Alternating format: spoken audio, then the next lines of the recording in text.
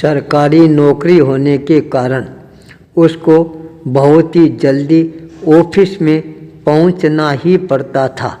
Office से जब वह वापस अपने घर पर आता उस समय देखता घर में कोई न कोई मेहमान है, वह अवश्य ही आया हुआ है।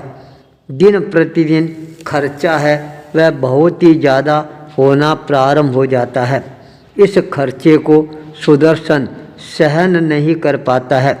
मन में विचार करना प्रारंभ कर देता है, क्या बात है, सारा का सारा खर्चा है वह मेरे को ही उठाना पड़ता है और परिवार के अंदर कोई न कोई मेहमान है वो आते ही रहते हैं।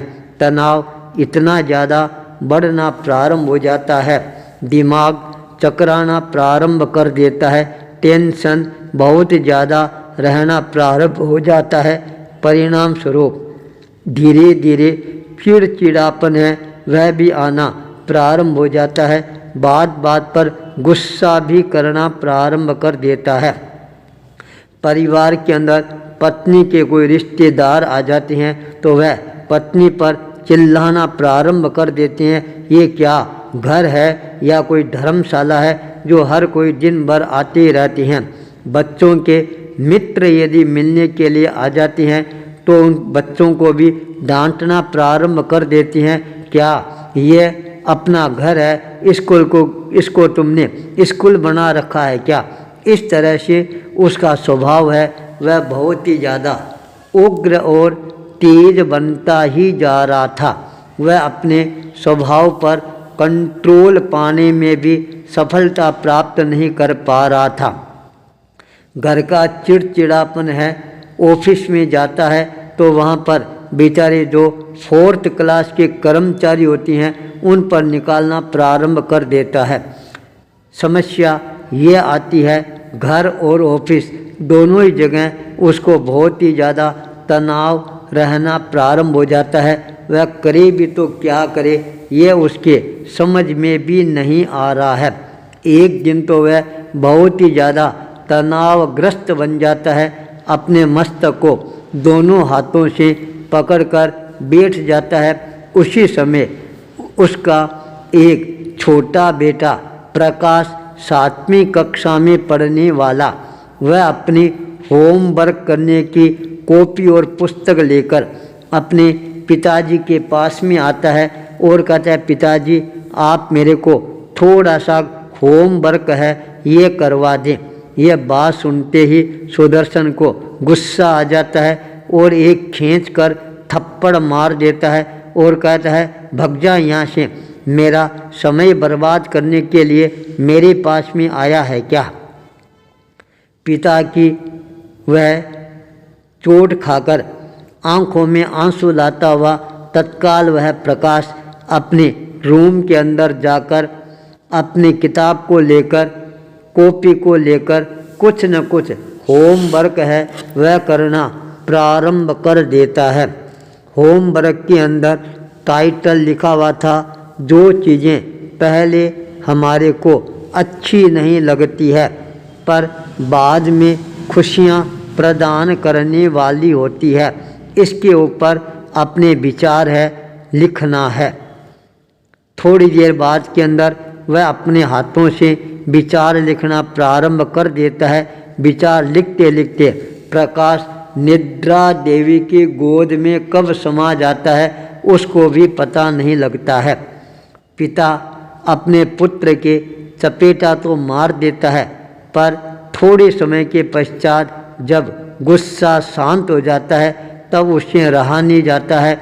वह तत्काल अपने पुत्र प्रकाश के रूम की ओर अपने चरणों को गतिशील बनाना प्रारंभ कर देता है।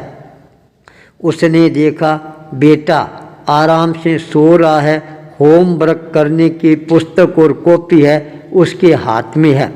उससे रहा नहीं गया, तत्काल होमवर्क करने वाली कॉपी को अपने हाथ में लेता है, खोलता है, टाइटल को पढ़ना प्रारंभ करता है।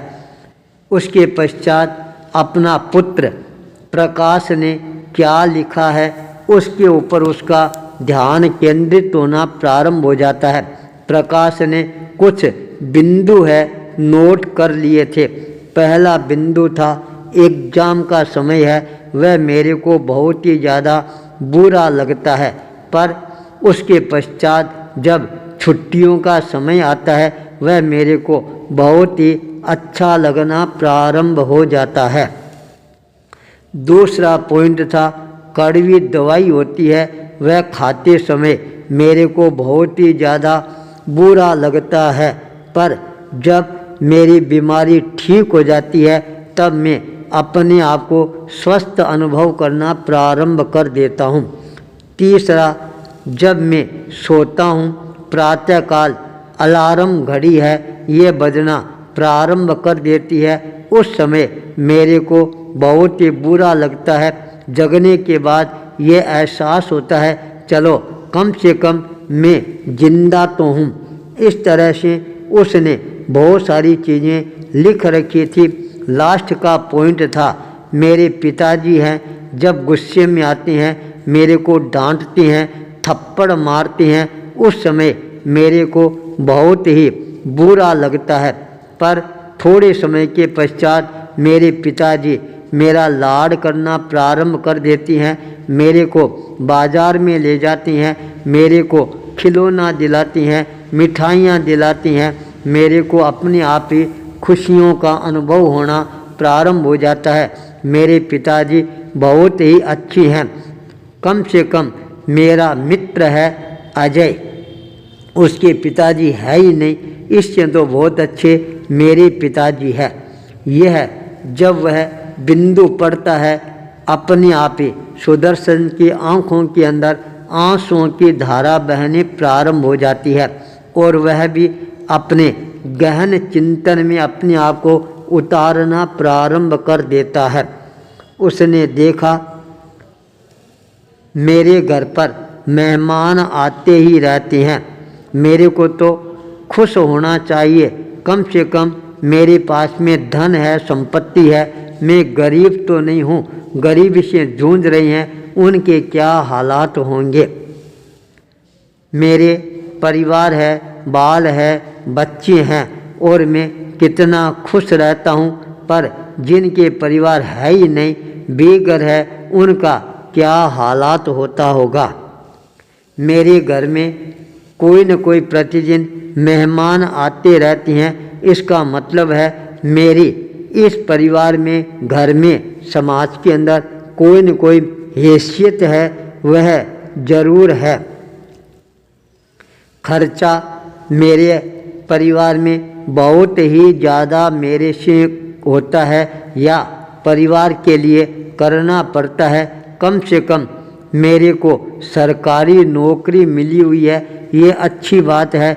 बेचारे जो बेरोजगार है उनका क्या हालात होगा। अंतिम पॉइंट के ऊपर उसका ध्यान और ज़्यादा गहराई के साथ के अंदर स्थिर होना प्रारंभ हो जाता है। प्रकाश ने लिखा था मेरे पिताजी मेरे को चपेटा मारते हैं पर मेरा ध्यान भी बहुत रखता है। ये बात पढ़ते ही सुदर्शन की आंखों में आंसुओं की धारा बहनी प्रारंभ हो जाती है। कम से कम मैं पिता कहलाने का गौरव तो प्राप्त कर रहा हूँ, पर जिस बेटे के बाप है ही नहीं उसका क्या हालात होगा।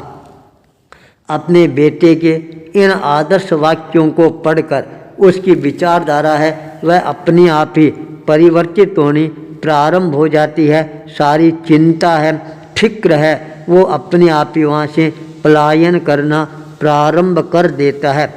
देखते देखते वह सुदर्शन अपने आप को चिंता मुक्त है अनुभव करना प्रारंभ कर देता है।